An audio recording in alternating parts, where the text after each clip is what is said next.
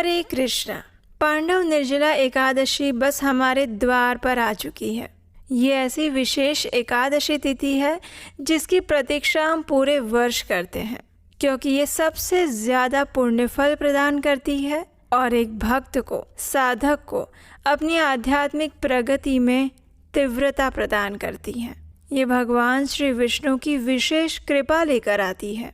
इसका पालन करने वाले साधक और भक्त न जाने भगवान की अनगिनत कृपा का पात्र बनते हैं, और इसीलिए पांडव निर्जला एकादशी एक बहुत बड़ा उत्सव है। लेकिन इस बार आने वाली ये पांडव निर्जला एकादशी को लेकर कुछ संशय है कि ये 6 तारीख को है या 7 तारीख। कई जगहों पर आपने सुना होगा कि 2 दिन एकादशी आ रही है, तो प्रश्न उठता है आखिर हम इसका पालन कौन से दिन कर सकते हैं और इस बार 2 दिन पालन क्यों किया जा रहा है। तो इन सभी प्रश्नों के उत्तर आज हम इस वीडियो में लेकर आए हैं। तो चलिए आज विस्तार से जानते हैं कि आखिर इस बार एकादशी 2 दिन क्यों आ रही है। पांडव निर्जला एकादशी का पालन अलग अलग लोग अलग अलग दिन पर क्यों कर रहे हैं और आखिर ऐसा क्या रहस्य है। तो चलिए आज का वीडियो आरंभ करते हैं। चलिए अब हम चलते हैं इस वीडियो के तीसरे भाग में। कई लोगों के मन में इस बार संशय है कि आखिर इस बार निर्जला एकादशी 2 दिन क्यों आ रही है। तो देखिए, वास्तव में एकादशी तिथि तो एक ही दिन है, लेकिन उसका पालन 2 दिन किया जा रहा है, और वो इसलिए है क्योंकि इस बार व्यंजुली महाद्वादशी आ रही है।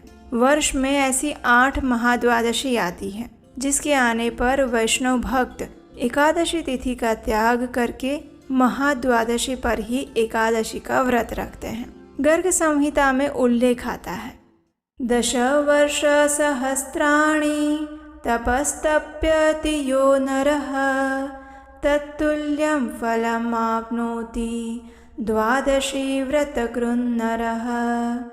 अर्थात जो व्यक्ति 10,000 वर्षों तक तप करता है, वही फल उस व्यक्ति को एक द्वादशी का व्रत करने से प्राप्त हो सकता है, अगर वो शुद्ध भाव से किया जाए।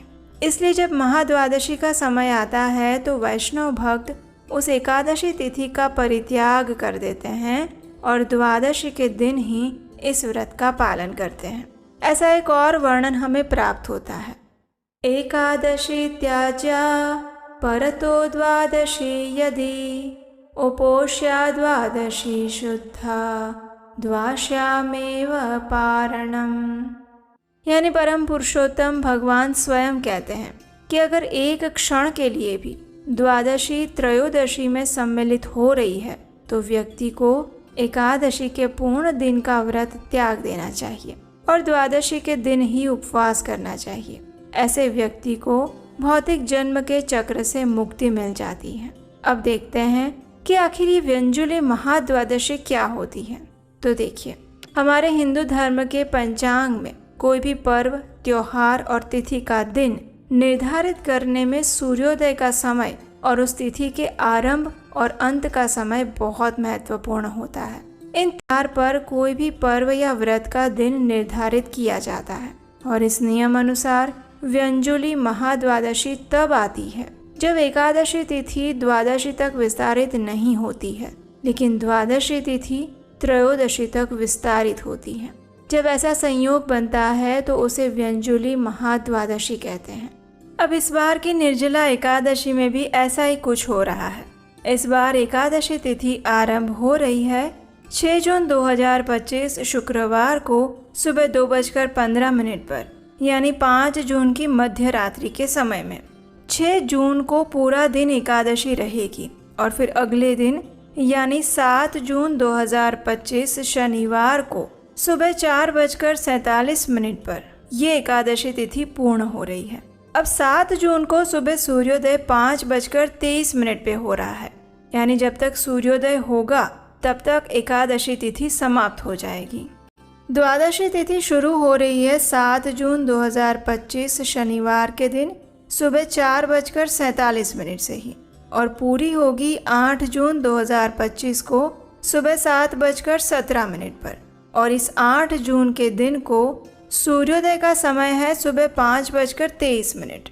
अब देखिए, एकादशी 7 जून को सुबह 4:47 पर समाप्त हो जाती है और सूर्योदय जो है वो लगभग 5:23 पर है। यानी एकादशी सूर्योदय तक नहीं पहुंच रही है और इसका अर्थ ये है कि एकादशी द्वादशी तक विस्तारित नहीं हो रही है।